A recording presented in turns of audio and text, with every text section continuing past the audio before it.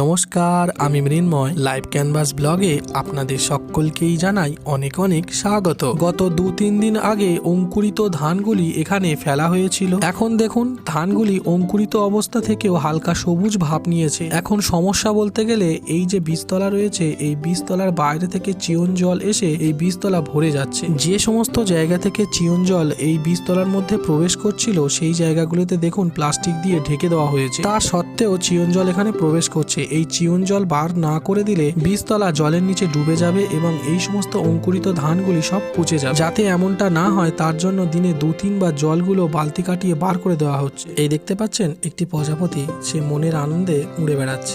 গত ভিডিওতে আপনাদের দেখিয়েছিলাম এখানে পালং শাক, ধনে পাতা এবং মূলো শাক, তাছাড়া আরো অনেক সবজি রয়েছে। সেগুলো অনেকটা ছোট ছিল, এখন দেখুন কত বড় হয়ে গেছে। আর মনে আছে এখানে আলু তখন পোঁতা হয়েছিল, আর এখন দেখুন সেই আলু থেকে আলু গাছ বার হয়েছে। আজকের